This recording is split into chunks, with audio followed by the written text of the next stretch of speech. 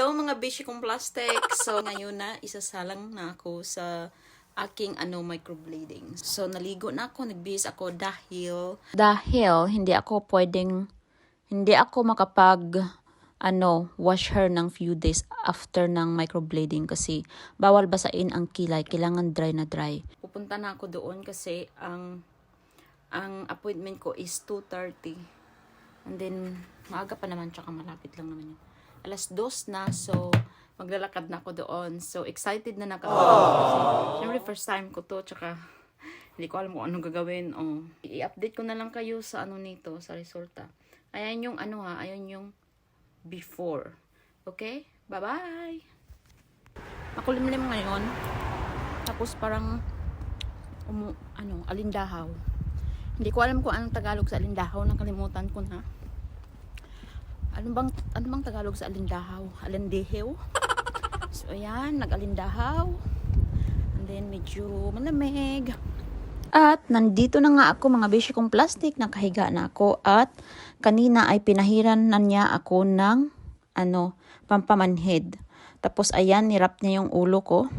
Oh, 'di ba? Tapos yung kilay ko may cellophane, ano ba 'yan? Cellophane, tinakpan niya yung cellophane kasi may pampamanhid dyan.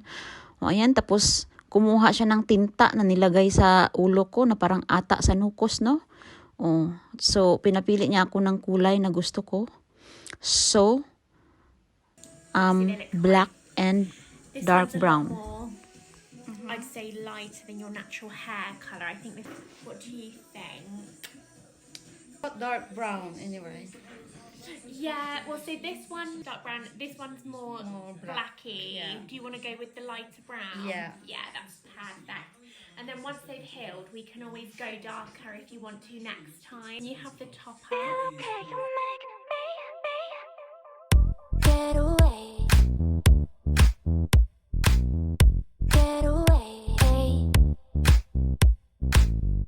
Get away.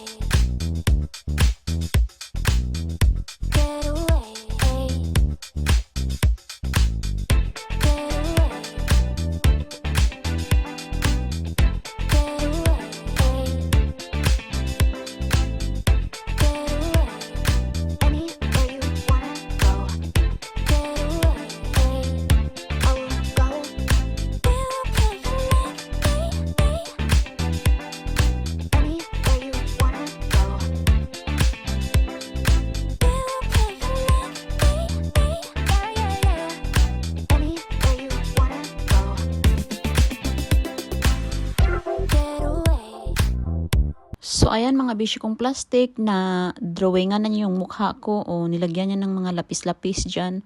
O, ayan. So, ngayon, higa ako ulit para mag-start na siya husgahan ang aking kilay. O, hihiga na ako ulit ha. And then, pipikit lang ako ng pipikit.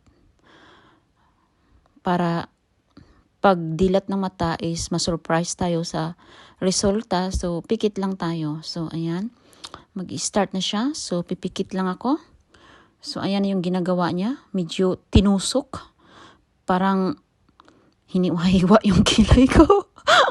Naramdaman ko. Ayan. So, anyway, ignore na lang natin yan. Basta, iisipin ko na lang para hindi ko maramdaman yung hiwa-hiwa. So, mag-imagine na lang ako mga besh ng mga magagandang imagination, mga imahe, para hindi ko maramdaman. Naramdaman ko pa rin yung parang hiniwa niya yung kilay ko. Agoy, besh. Dahan-dahan, besh. Ayan, kumuha naman siya ng tinta, tapos tinusok na naman sa kilay ko. Agoy, agay. Ayan. Oh, mahapdi siya mga bishi kong plastic. Oh, bahala na. Magtulog-tulugan na muna ako ha.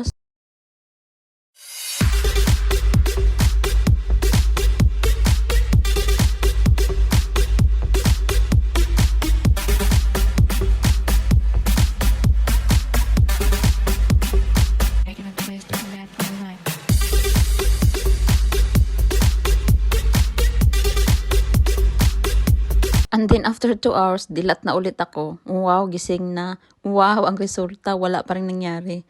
O, tingin mo na ako sa ceiling ha. Oh. Ay! Hala!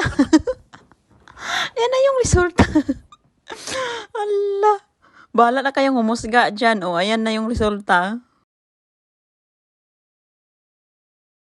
Wow! Ito na talaga yon. O, ayan na mga beshi kong plastic. Oh, ano ka ngayon? Ang ganda, pero ang pinaka-best result nito mga beshi is after 4 weeks pa kasi mga few days mag-dark pa yan siya. Ayan, tingnan nyo yung nasa charts.